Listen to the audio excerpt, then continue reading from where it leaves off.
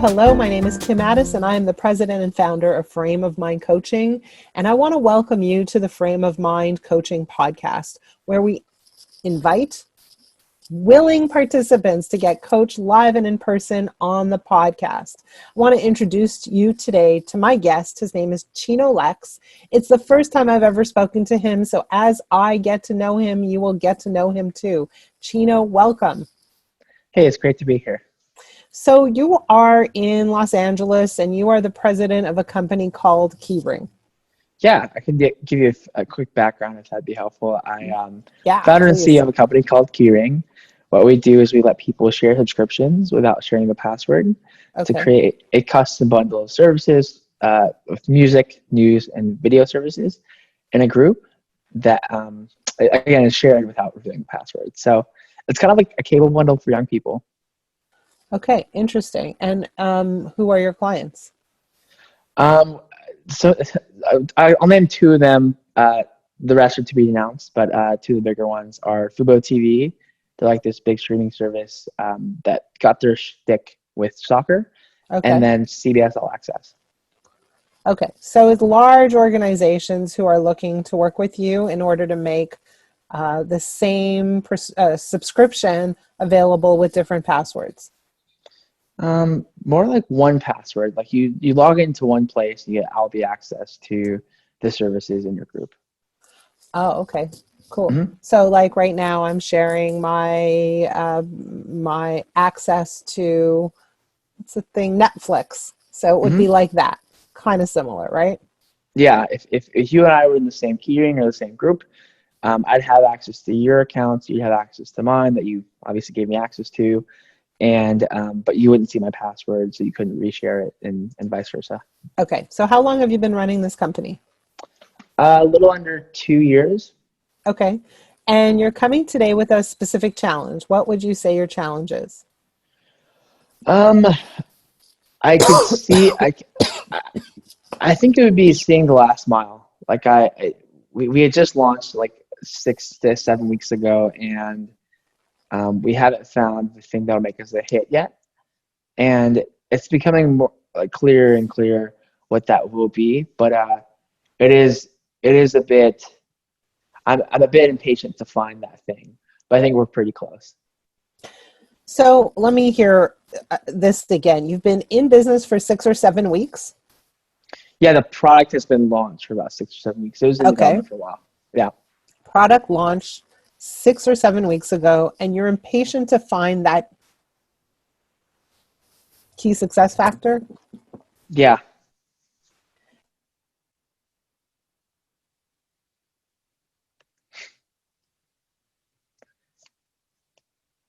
Are you okay? Water. Get some water. Definitely. Nice. Coffee's better too. Hold on, coffee break. Cool. I'm so sorry. That's that okay. was actually water. Oh. I'm coughing right now. Oh my goodness. I'm so sorry. You know okay. what? Can we take it from your challenge? Because I think I was coughing and I missed half of what you were saying. I apologize. This has never happened before. That's funny. Yeah. Okay, so can we go back? And I'm sorry, Jonathan, I'm giving you editing. You want to start from the beginning? Would that make your life easier? Jonathan? Sure, that was... Yeah. I can edit as well. It's all good. Wherever you want to go from. Coughing and water are both important things. Okay, I'm so sorry. What was my challenge? I don't think I gave you a good answer for the challenge. Yeah, give me a new challenge. Oh, okay. You said I know the challenge. Okay, you know the challenge. Yeah. You're good with it? I'm good with it. I'm at peace with it. I'm so sorry. That's okay. Okay, let's start again. I'm going to count to 10 in my head and we'll start again. Sure.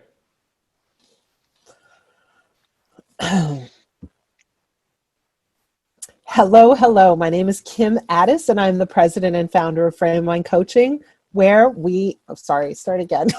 What's wrong with me? It's okay. Now I'm having the giggles. Okay, this never happens. I'm always a one-take kid. Okay.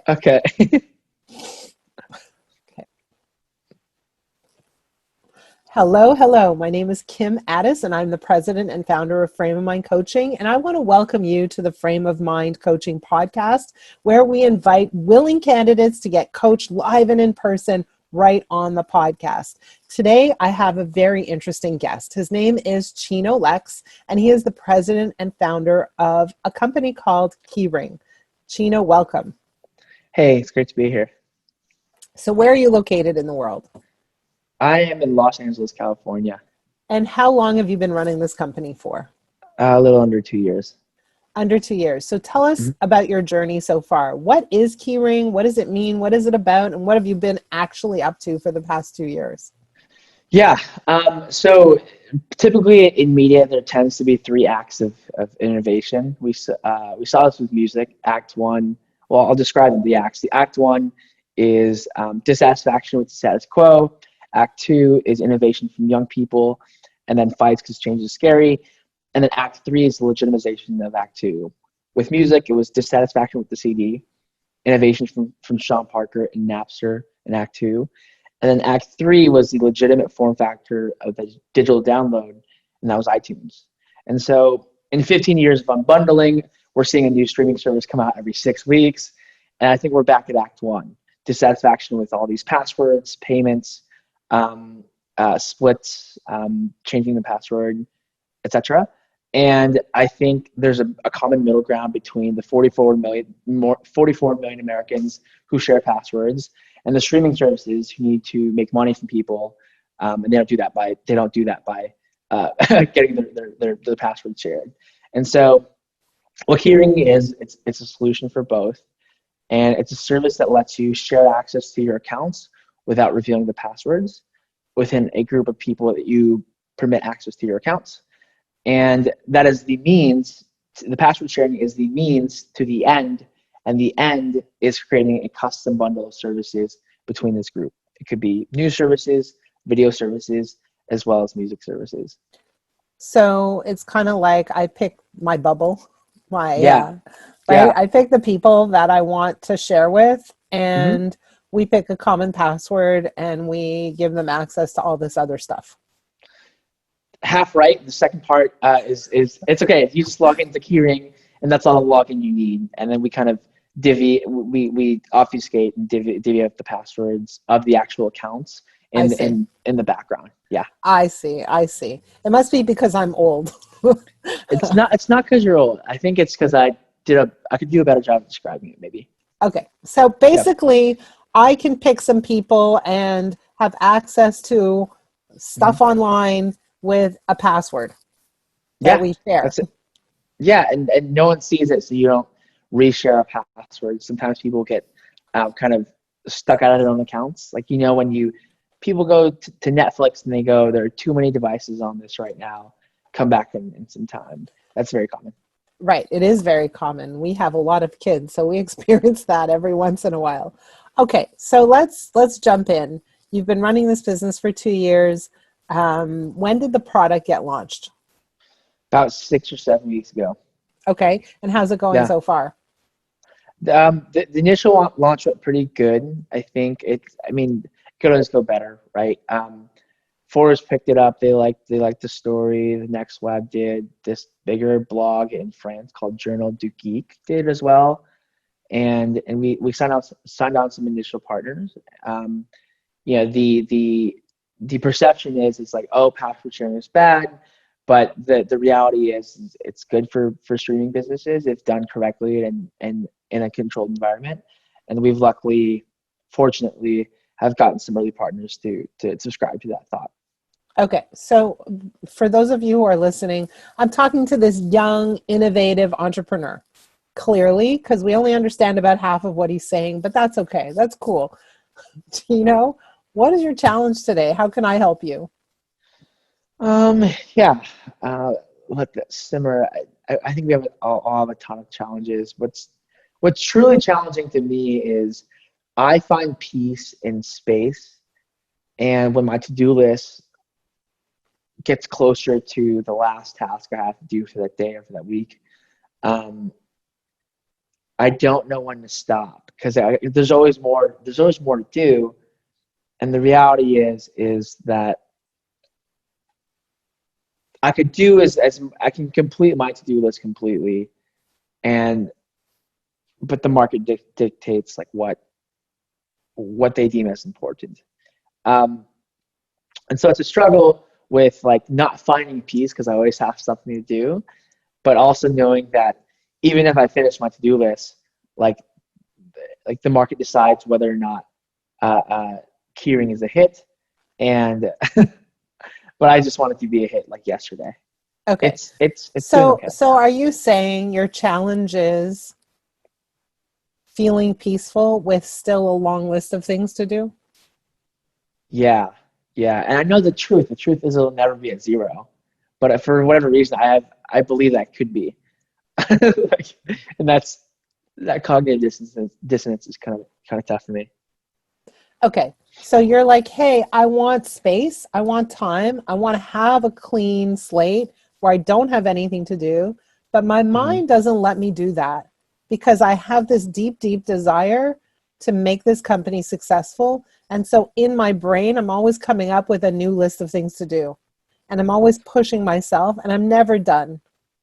Yeah, and I do this thing where like I organize tasks like in different projects, and then I move them around, and I'm just like if my to-do list gets kind of smaller, I take a task from another project. For example, like our growth plan, or our product roadmap, or yeah, our business development kind of roadmap, and I just shuffle these cards around sometimes.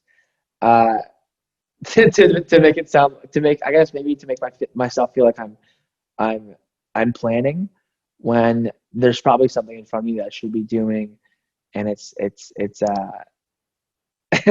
a Are challenge. you saying that you're spending more time organizing than actually doing your tasks?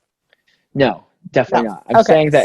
I'm saying that I do that more than I would like to never do that, but I'd probably spend like 10%, 15% of time just like booting around tasks, and sometimes I'm delegating, so which is different too. But Okay. yeah. So here's what I'm really interested in is what's the cost of this? So when you're getting down to the list of things that you need to do and you're running out of things because you're this guy who gets stuff done, right? Hmm. You're that guy, you get stuff done.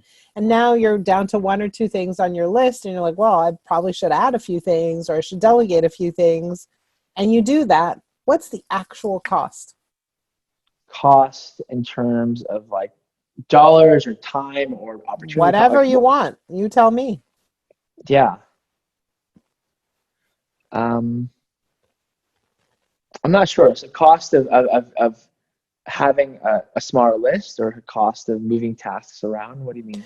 Well, the cost of getting things done on your list and then adding things to that list, because that's what it sounds like that you're doing, right? Hmm. So I get to the bottom of the list and then I go to some project and then I add more to my list. Yeah. Oh, okay, cool. So the cost is, I guess, time. Like I spend a lot of time working, which I don't think is a bad thing. Um, and maybe the opportunity cost is that space that I enjoy and desire so much of um, thinking and not being reactive. So there's Okay. an opportunity cost there. So I have this crazy idea for you. Hmm. So before I give you my crazy idea, I'm going to ask you this. Do you like working? Like, is this fun? Are you enjoying it? Are you into it? Or do you wake up in the morning and go, oh, damn, another day with another list of things to do? How do you feel?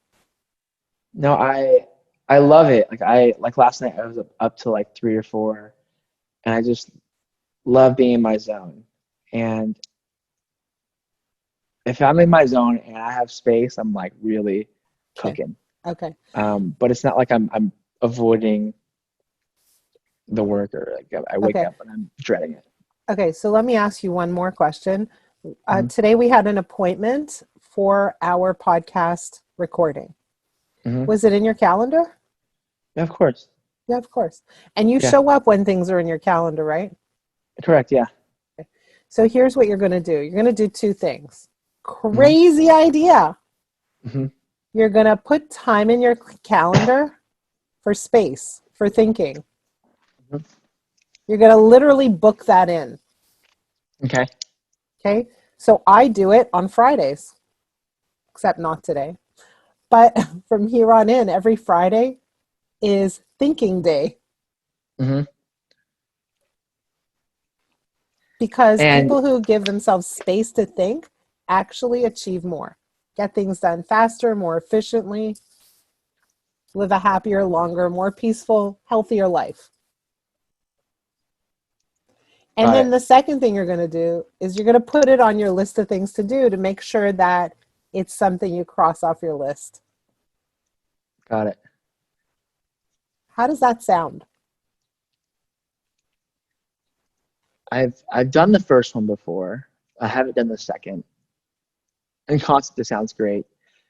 But in reality, when I've done the first one, I've booked space into my calendar before, and I wasn't, maybe I wasn't disciplined, but sometimes people need stuff from you, and they're available on that Wednesday, and the Wednesday happens to be the day where you wanted space. But you know, uh, you have to kind of give in a little bit, especially when like the meeting is something you've been trying to get at for a week or two. I Um, totally understand. But when it's so on your yeah, list too, now you have that urge to cross it off. yes, I would agree with that. Okay. But here's the thing is that most people I talk to don't live in the zone as much as you do. So I don't want you to work that much less, because if you're living in the zone, you're living a damn good life. It's Hmm. amazing to be there. So live in the zone as much as you can, and add this as one more thing where you will, again, on your list of things to on your list of things to do, but also be in your zone in space too, in your space in that time. So this is part of your achievement, part of your responsibility. So like I put things on my list of things to do, like go for a walk, or like read that book that I wanted to read. Hmm. And it's very different when it's on my list compared to when it's not.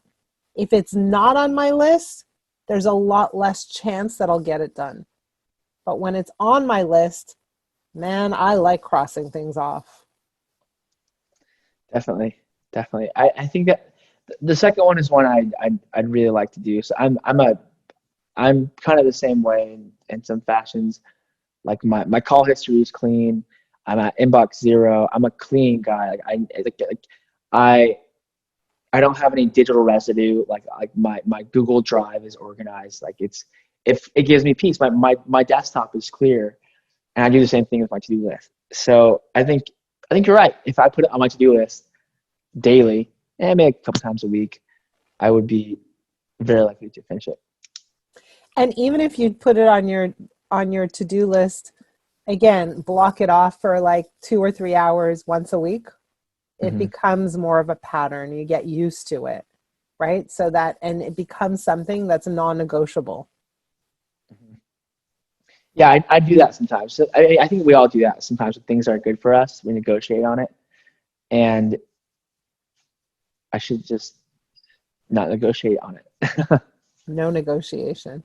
So Yeah. here's the thing, like for those of you who are listening, Chino's a very, very interesting character. He's extremely driven. He's a guy who gets a lot done. He's a guy who's very organized. And in his mind, like if there's something in front of him, he won't sleep. He needs to address it. He needs to get it off of his plate.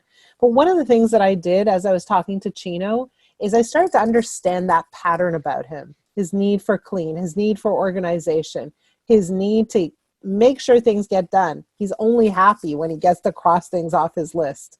And so being able to identify that pattern early on in our conversation allowed me to offer a suggestion that was aligned with his personality, his nature, his character. And so I hope that that helped, Chino. I'm gonna do it after this call. Um, I hope it'll help too. I'll follow up and tell you how it's going. For sure, send me an email. And I hope that this was helpful for you. And for those of you who are listening and you're in the same boat, I hope it was helpful for you too. And I want to say thank you, Chino, for joining me on this podcast today, for sharing your challenge, which, to be honest, I think is kind of universal. A lot of people have a very similar challenge, which is, when do I stop? When do I call it a day? When is enough enough? And when do I get a little bit of free time for myself just to think, just to let my mind wander? I have that challenge myself, so I can relate to you definitely. For those of you who are listening and have a challenge that you want to share on the podcast, please reach out to me. My email address is kim@frameofmindcoaching.com. And for those of you who have a challenge, but you're not so comfortable sharing it on a podcast, please reach out to me anyways. My email address, again, is kim@frameofmindcoaching.com. Chino, thank you again for being with me Thanks. on this podcast. This is fun.